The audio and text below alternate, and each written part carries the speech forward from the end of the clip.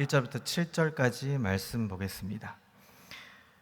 구약 사사기서 1장 1절부터 7절까지 말씀입니다. 1절부터 6절은 제가 읽고 마지막 7절은 합독하겠습니다. 여호수아가 죽은 후에 이스라엘 자손이 여호와께 여쭈어 이르되 우리 가운데 누가 먼저 올라가서 가나안 족속과 싸우리이까? 여호와께서 이르시되 유다가 올라갈지니라. 보라, 내가 이 땅을 그의 손에 넘겨주었노라 하시니라.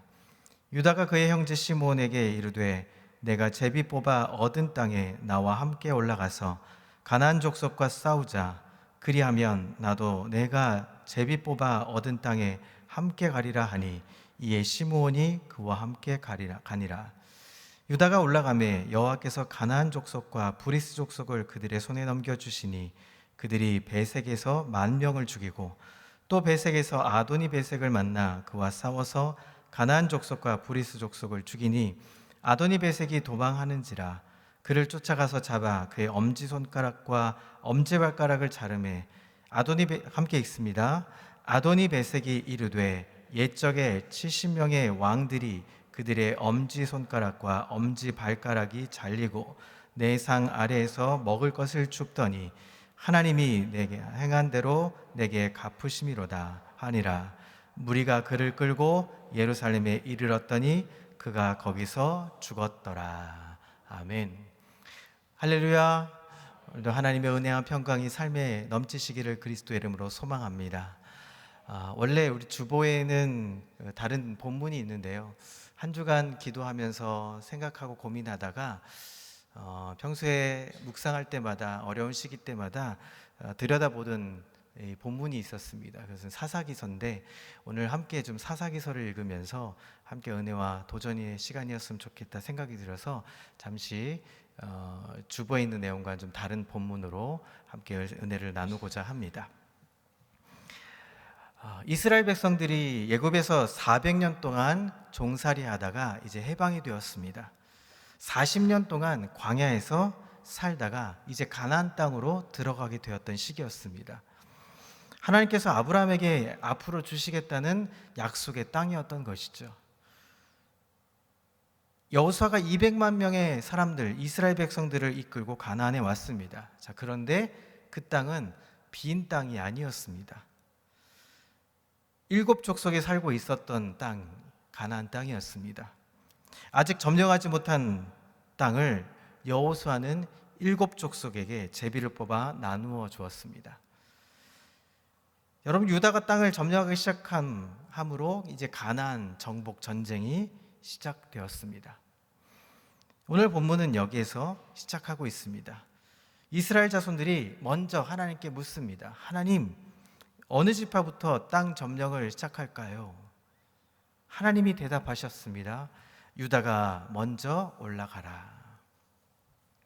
하나님께서 유다에게 제일 먼저 땅을 앞장서서 점령하라고 명령하신 데에는 그만한 이유가 있었습니다. 12지파 중에 군사의 수가 제일 많았기 때문입니다. 가나안에 들어가기 전에 모세는 이제 백성들의 인구 조사를 했습니다. 그랬더니 인구가 제일 많은 지파가 바로 유다 지파였습니다. 대개는 다른 지파, 대부분의 지파는 3만 명 혹은 5만 명 정도의 사람들이었다면 유다 지파는 자그마치 7만 6,500명 정도 있었습니다. 그러니 가장 강한 유다 지파에게 먼저 선봉에 서서 전쟁을 치르는 것은 어찌 보면 당연한 상식일 수도 있을 겁니다. 그때 유다가 이제 시므온에게 이렇게 말합니다. 우리가 제비 뽑아 땅을 점령할 때 도와줘. 그러면 너희가 제비 뽑힌 그 땅을 점령할 때 우리도 같이 도울게. 그래서 시므온 지파가 유다 지파를 도와서 땅 점령할 때 협력했습니다. 유다가 시므온에게 그렇게 협력을 구한 이유가 있었습니다. 그것은 유다 지파가 땅을 차지할 땅 아래 땅을 이제 시므온 지파가 분기수로 차지하게 되었기 때문입니다. 유다는 시므온과 합해서 브리스 사람을 공격했습니다. 그리고 베색에서 이제 1만 명을 죽입니다. 대승을 거뒀죠. 그리고 베색의 왕 아도니 베색도 잡았습니다. 그리고 아도니 베색 왕을 잡아서 한 일이 바로 엄지발가락을 잘랐습니다. 당시에 왕을 잡으면 몸의 일부를 자르는 것이 당연한 관례였습니다. 여러 가지 이유가 있을 겁니다. 먼저는 왕으로 활동하지 못하도록 했던 것입니다. 활이나 창, 칼 등을 사용하지 못하도록 전쟁을 중단시키려는 의도로 엄지손가락을 잘랐습니다. 여러분 5손가락 중에 엄지를 한번 없다고 생각해 보십시오. 힘이 들어가지 않습니다. 그리고 그 나라에 대한 수치와 모욕을 주기 위한 것이었습니다. 왕이 엄지발가락과 엄지손가락을 잘라서 그 나라와 그 백성 그리고 이 백성들에게 나라 모욕을 주기 위해서 그런 행동을 했던 것이죠. 그래서 아도니베색 왕을 잡아서 엄지손가락과 엄지발가락을 자른 것입니다. 자, 이렇게 엄지발가락과 엄지손가락을 잘린 아도니베색이 이렇게 이야기합니다. 옛날에 70명의 왕들이 그들의 엄지손가락과 엄지발가락이 잘리고 내 상 아래에서 먹을 것을 줍더니 이제 하나님이 내가 행한 대로 내게 갚으시는구나 하면서 이제 죽음을 맞이하는 스토리, 바로 1장 1절부터 7절까지의 스토리입니다. 이 사사기서는 이제 지금까지의 이스라엘 역사의 흐름이 바뀌어가는 모습을 볼 수 있습니다. 자, 이제 본문의 깊이를 좀 들어가 보겠습니다. 자, 1절을 함께 읽어보겠습니다. 1절입니다. 시작. 여호수아가 죽은 후에 이스라엘 자손이 여호와께 여쭈어 이르되 우리가 가운데 누가 먼저 올라가서 가나안 족속과 싸우리까. 1절에 보시면 빨간 표시로 되어 있습니다. 여호수아가 죽은 후에라고 시작을 하고 있습니다. 이제 새로운 환경과 반응이 시작되었는데 사사기에는 여호수아와 다른 시대를 말하고 있습니다. 여호수아서와 다른 시대, 그것은 모세가 죽은 후에는 여호수아가 후계자로 세워지고 그 후계의 구도로 인해서 여호수아가 이스라엘 백성들을 이끌고 가나안 땅에 들어가죠. 자, 그런데 이제 모세가 죽고 여호수아가 후계가 된 이후에 여호수아가 이제 죽게 된 후에 일이 벌어졌는데 어떤 일이 벌어졌는가 하는 것이죠. 자, 신명기서 31장 1절부터 4절을 한번 보겠습니다. 제가 읽겠습니다. 또 모세가 가서 온 이스라엘에게 이 말씀을 전하여 그들에게 이르되 이제 내 나이 120세라 내가 더 이상 출입하지 못하겠고 여호와께서 내게 이르시기를 너는 이 요단강을 건너지 못하리라 하셨느니라. 여호와께서 이미 말씀하신 것과 같이 내 하나님 여호와께서 너보다 먼저 건너가사 이 민족들을 내 앞에서 멸하시고 내가 그 땅을 차지하게 할 것이며 여호수아는 내 앞에서 건너갈지라. 또한 여호와께서 이미 멸하신 아모리 왕 시온과 옥과 및 그 땅에 행하신 것과 같이 그들에게도 행하실 것이라. 모세가 마지막 단계에 여호수아를 세울 때 그들에게 이렇게 말씀을 전한 거죠. 이제 나는 못 가니까 내 후계자를 세울 것이다. 그리고 그와 함께 가나안 땅에 들어갈 것이다 했는데 이제 여호수아서를 지나서 사사기 시대에 들어오는 사사기서 1장 1절에는 여호수아가 죽은 후에라고 얘기합니다. 그런데 여호수아가 죽은 후에라고 하면서 여호수아가 후계자를 세우지 않았던 것이죠. 하나님이 택한 후계자를 세울 수 없었던 시대로 들어가고 있습니다. 문제는 여호수아가 죽은 후에 후계자를 세우지 못하고 이제 전쟁의 시대가 시작되었다 하는 것이죠. 여러분, 전쟁에 있어서 누가 제일 중요합니까? 가장 이 선두에서는 지도자가 가장 중요합니다. 전략과 전술을 세울 지도자가 없는 군대는 있을 이유가 없죠. 오합지졸이 될 수밖에 없습니다. 그런데 지금 전쟁 앞에서 지금 어떻게 합니까? 여호수아가 죽은 이후에는 그 지도자가 세워지지 않았던 시대로 가고 있습니다. 자, 그러면서 이스라엘 자손들이 하나님께 직접 묻습니다. 우리 가운데 누가 먼저 올라가서 가나안 족속과 싸우리까? 여러분, 오늘 본문에 여호수아 이후에는 지도자가 없었습니다. 왜 뽑지 않으셨을까요? 여러분, 이 의문의 단서를 가지고 오늘 본문을 좀 들여다보면 좋겠습니다. 자, 2절을 보시죠. 자, 2절을 우리 함께 읽겠습니다. 시작.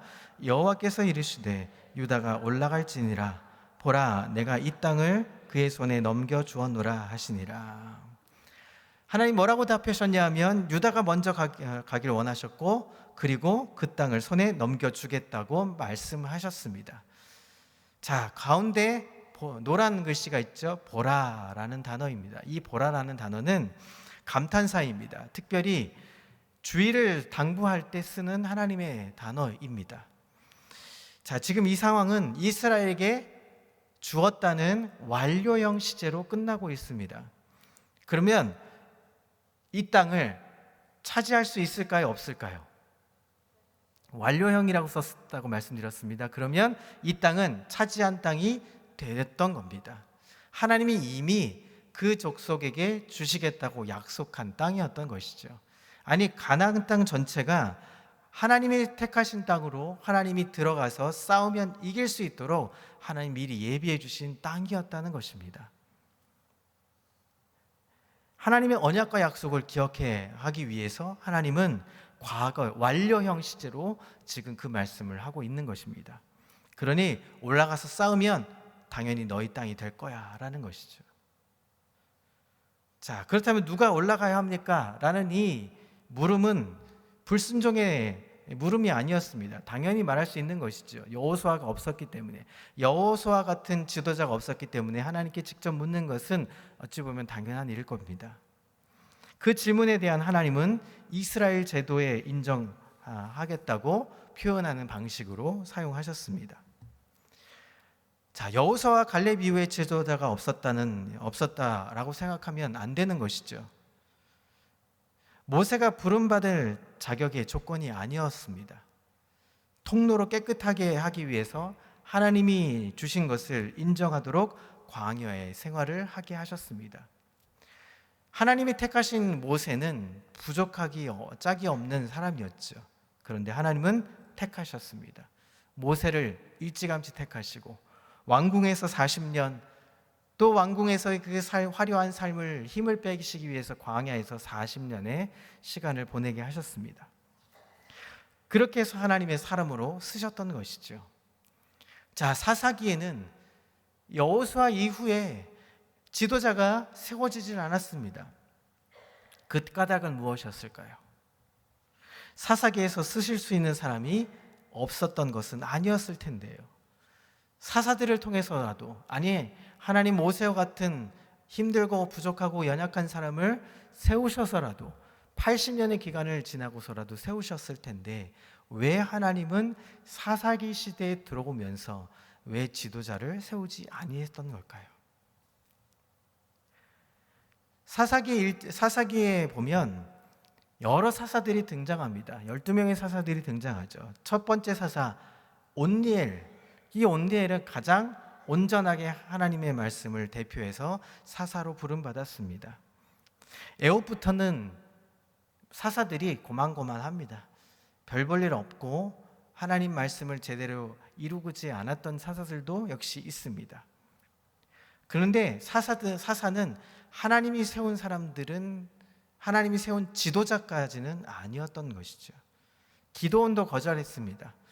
하나님의 실력 있는 사람을 쓰신 것이 아니라 하나님이 필요해서 그 사람들을 사사로 부르시고 사사로 그 일들을 감당하게 하셨던 것이죠.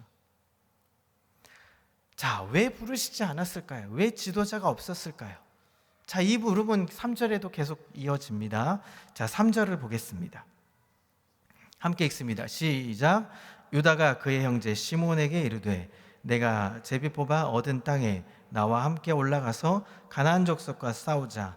그리하면 나도 내가 제비 뽑아 얻은 땅에 함께 가리라 하니 이에 시므온이 그와 함께 가니라. 지금 시므온과 함께 가기로 하는데 그 앞에 뭘 했다고 합니까? 제비를 뽑았다고 합니다. 유다 지파 안에 시므온 지파가 있었습니다. 제비 뽑은 땅은 같은 경계였기 때문에 각 지파 간의 싸움이 이제 시작됐다는 것을 알리는 것입니다. 시대가 바뀌기 시작했습니다. 하나님은 왕의 제도를 부정하지 않으셨습니다. 자, 신명기서 17장 14절부터 20절까지 그 이유를 밝히고 있습니다. 14절부터 20절까지 제가 읽겠습니다. 내가 내 하나님 여호와께서 내게 주시는 땅에 이르러 그 땅을 차지하고 거주할 때에 만일 우리도 우리 주위의 모든 민족들 같이 우리 위에 왕을 세워야겠다는 생각이 나거든 반드시 내 하나님 여호와께서 택하신 자를 내 위에 왕으로 세울 것이며 내 위에 왕을 세우려면 내 형제 중에서 한 사람을 할 것이요 내 형제 아닌 타국인을 내 위에 세우지 말 것이며 그는 병마를 많이 두지 말 것이요 병마를 많이 얻으려고 그 백성을 애굽으로 돌아가게 하지 말 것이니 이는 여호와께서 너에게 이르시기를 너희가 이후에는 그 길로 다시 돌아가지 말 것이라 하였음이며 그에게 아내를 많이 두어 그의 마음이 미혹되게 하지 말 것이며 자기를 위하여 은금을 많이 쌓지 말 것이니라.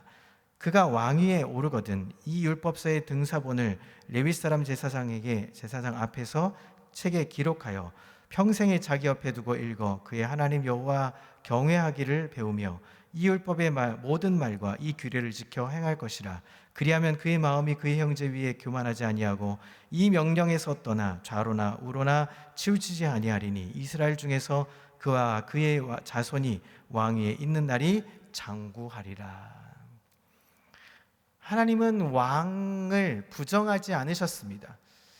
이스라엘 백성들이 원했을 때 하나님 왕을 세우도록 하시면서 왕이 어떤 상황이 벌어지는지를 어떤 왕을 세워야 할지를 이렇게 자세히 기록하셨습니다. 많은 왕들이 이런 제도로 이 제도를 어겼습니다. 하나님께서 이렇게 하라고 명령하신 그 왕들을 어겼습니다. 이스라엘이 사울을 왕으로 추대할 때는 왕의 문제가 아니라 왜 원했는가의 문제였죠.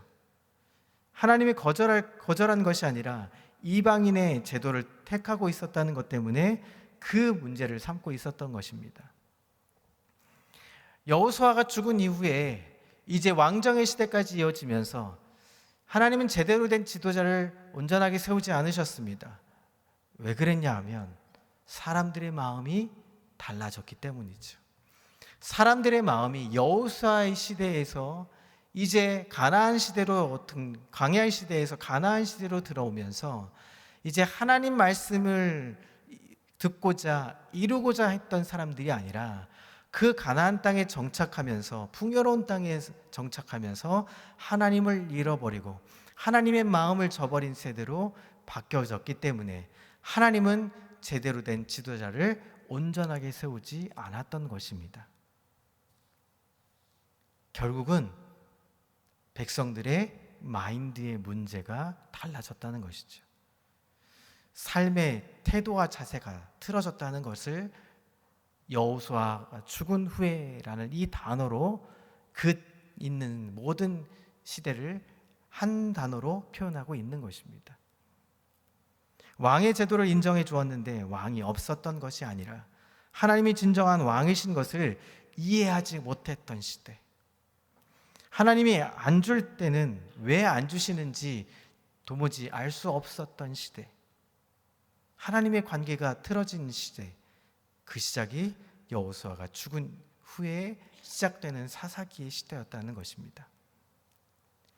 자, 이제 서로의 분깃을 가지고 싸우고 다투는 시대로 들어가기 시작했습니다. 각 지파 간의 다툼과 싸움이 시작되었습니다. 그러면서 마지막 21장 25절에 사사기서는 이렇게 끝맺음을 하고 있습니다. 자, 함께 읽어보겠습니다. 시작.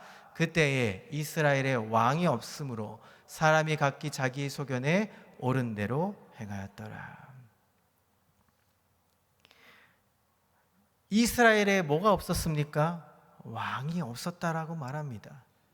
여러분, 이 왕이 없었다는 것은 당시의 지도자가 없었던 것이 아닙니다.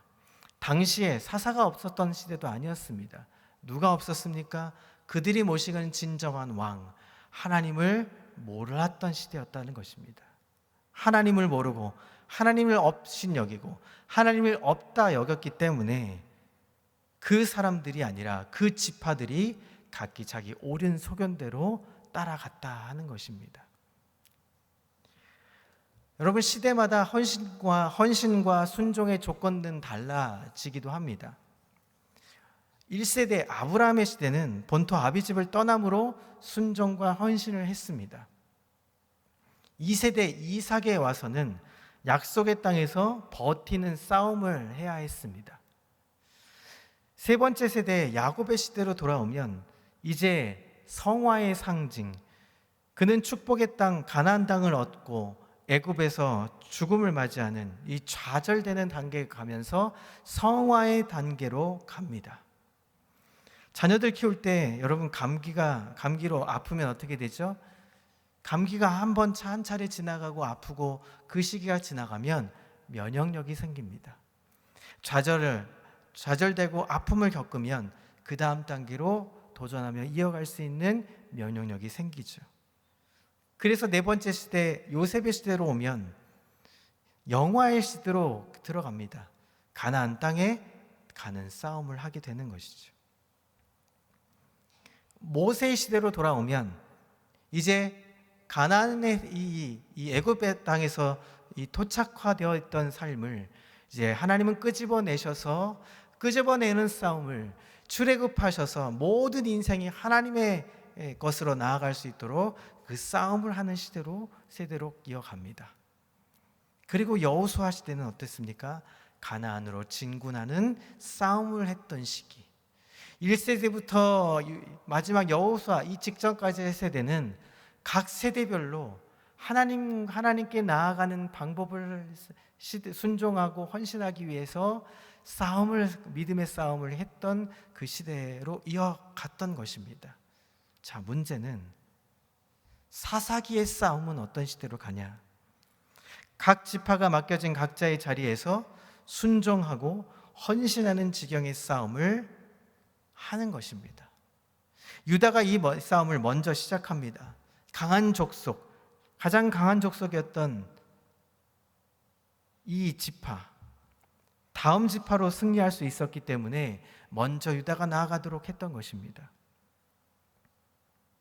자, 그런데 어떻게 됩니까? 결말은 각기 자기 소견에 옳은 대로 행하게 됩니다. 하나님이 약속의 땅, 하나님이 정해놓으신 땅으로 들어가는데 그들의 삶은 어땠습니까? 여호수아가 죽은 이후에 그들은 일관돼서 불순종했던 길로 나아갔던 것입니다.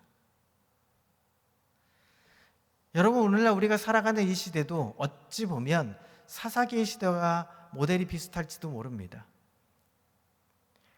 여러분, 우리 한국교회가 처음에 초창기 세워질 때 믿음의 영웅들이 계셨습니다. 헌신하며 순종하며 그 믿음의 터를 세우기 위해 했던 우리의 순교자들, 우리의 목사님들, 주기철 목사님, 손야관 목사님 같은 분들 계셨을 겁니다. 그리고 우리는 부흥의 시대도 맛보았습니다. 우리의 선배 목사님들, 정말 내노라 하는 주옥 같은 말씀을 전했던 좋은 목사님들의 한 시대가 이제 저물어져 갑니다. 그리고 다음 시대, 우리는 이어가야 하는 시대로 와 있습니다. 여러분, 이 시대에 우리가 해야 할 일이 무엇일까요? 좋은 말씀을 듣고 유튜브의 채널을 키면 정말 주옥 같은 목사님들의 말씀을 들으면서 우리는 수없이 좋은 말씀을 들음에도 불구하고 영적으로는 점점 어두워져 가는 시대로 치달을지도 모릅니다. 사회는 점점 더 일로로 갑니다. 예전의 기성세대는 가난하고 헐벗고 굶주렸기 때문에 기복신앙을 가질 수밖에 없었습니다. 우리에게 좋은 것을 주시고 그것에 대한 간절한 복을 기원했던 시대였습니다. 그런데 지금 우리는 이제 헌신의 시대로 가야 합니다. 우리가 헌신하고 하나님 앞에 순종하고 기도하고 예배하고 믿음을 다하며 세계 열방을 향해서 우리가 나아가야 될, 우리가 그 열방 땅을 밟아야 될 선교의 부르심을, 또 전도의 부르심을 받는 사람들입니다. 그런데 우리가 한 가지 놓치는 것이 있습니다. 우리 가운데 믿음의 싸움을 놓칠 때가 많다는 것입니다.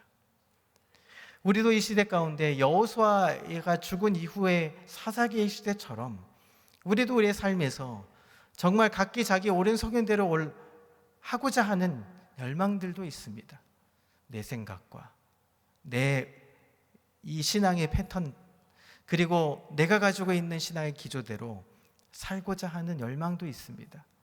그런데 중요한 것 한 가지는 하나님의 부르심에 내가 얼만큼 진짜로 순종하고 있는가, 내가 하나님 앞에 그 부르심의 응답을 드리고 있는 것인가, 내가 하나님 나라의 싸움을 하고 있는 것인가, 하나님의 천국을 바라보며 내가 온전하게 한 걸음 한 걸음 뚜벅뚜벅 살아가고 있는 것인가. 혹시 나에게 그 미혹되고 유혹되고 힘든 시기가 찾아올지라도 나는 그 길을 뚜벅뚜벅 내 입은 다물고 하나님이 주신 말씀 가운데 순종하며 달려갈 수 있는 것인가. 내 감정은 버리고 내 상황은 버리고 그것과 상관없이 하나님께 그 믿음의 싸움을 다 달려가고 있는 것인가. 이제 한 달 남은 이 한 해, 저물어가는 한 해, 우리는 우리의 믿음의 싸움을 점검해서 정말 여호수아가 죽은 이후의 시대처럼 암울하고 불순종하고 타락한 시대로 가는 것이 아니라 오히려 우리가 기도하고 하나님께 나아가고 우리의 감정과 우리의 여건과 우리의 상황과 상관없이 하나님 앞에 나아가고자 하는 열망을 가지고 하나님 나라를 위해서 싸워가며, 그렇게 내가 있는 이 자리가 은혜의 자리를 선포하고 이 자리를 사수하며 나아갈 수 있는 복된 아름다운 믿음의 우리 평강교회 성도들 되시기를 그리스도의 이름으로 소망합니다. 여러분, 좌로나 우로나 치우치지 마십시오. 어떤 상황이 벌어진다 할지라도 하나님 우리를 지켜주실 것입니다. 우리나라를 지금까지 지켜주셨던 것처럼 우리도 지켜주시고, 우리가 현장에서 믿음의 싸움을 다하고 그 믿음의 순종함으로 하나님께 기도하고 있으면 하나님 우리에게 수많은 좋은 것으로 우리를 이끌어 가실 것입니다. 두려워하지 마십시오. 놀라실 필요도 없습니다. 그 자리에서 묵묵하게 기도하고 나아가는 아름다운 믿음의 성도 다 되시기를 그리스도의 이름으로 소망합니다. 자, 기도하겠습니다. 하나님 감사합니다. 금요일에 기도하고자 모였습니다. 우리는 간절히 기도해야만 하는 숙제들이 있습니다. 공동의 기도 제목들, 또 우리 개인의 기도 제목들, 우리 환우들을 위해서, 수없이 많은 세계 열방의 복음의 땅을 위해서 우리는 기도할 것입니다. 오늘 기도가 응답받기를 원합니다. 하나님 믿음의 싸움을 하였을 때 우리에게 놀랍게 은혜 주실 하나님을 기대하고 소망 가운데 오늘 나아가는 귀한 한 자리가 되게 주여 인도해 주옵소서. 하나님께 우리가 매달리는 삶의 여정, 그 믿음을 다할 수 있는 싸움을 하게 하여 주옵소서. 오늘도 우리를 이끌어 주실 하나님을 기대하고 소망하며 예수님의 이름으로 간절히 기도드립니다. 아멘.